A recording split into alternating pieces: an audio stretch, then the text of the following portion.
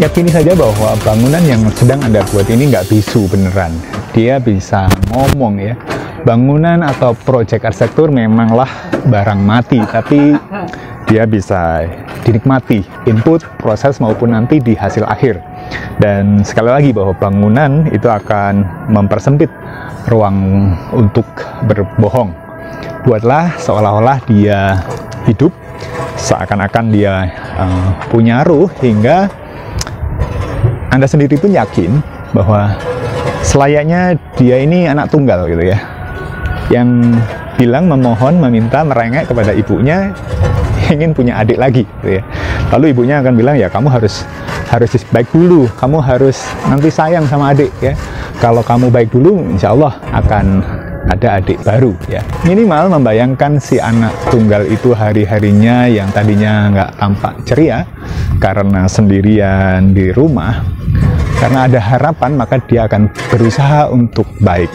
Dengan tidak kenal lelah, dia pun merengek-rengek terus dan dia tidak bisa menikmati rasa kesepian.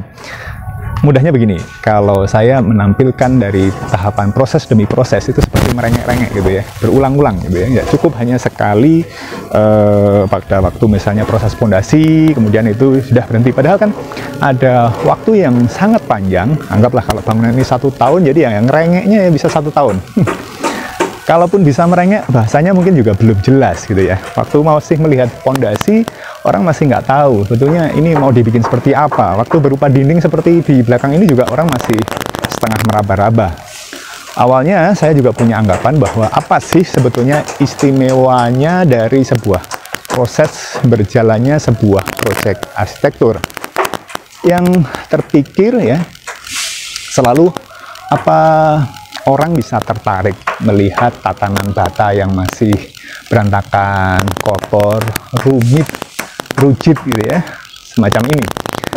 Ya, daripada saya hanya terjebak dengan pikiran saya sendiri, ya mending saya ungkapkan ya. Saya ungkapkan, saya rekam, ya mau Anda mendengar atau tidak, saya harus tidak peduli gitu kan. Nah, yang penting saya ungkapkan dan berteriak berulang-ulang ya, daripada Anda menonton settingan orang bertengkar gitu ya di YouTube misalnya, mendingan saya sodokin semacam ini ya, video semacam ini. Tapi kesempatan suka datang tidak direncana ya. Kesempatan suka mendekat pada siapa saja dalam di luar dugaan ya. Jadi harus siap. Adapun jawaban lain yang saya dapat adalah nikmati prosesnya. Rayakan setiap tahapan demi tahapannya hingga minimal orang melihat bahwa Anda menyukai pekerjaan yang sedang Anda lakukan. Sebagai catatan tambahan, perubahan desain masihlah sangat mungkin di tahap seperti pembangunan ini. Kemampuan desain untuk bertahap minimal pada gagasan utamanya akan berhadapan dengan angin dan tantangan perubahan akan keinginan dan kebutuhan pemilik atau penggunanya. Yuk, hargai setiap tahapan proses dalam membangun.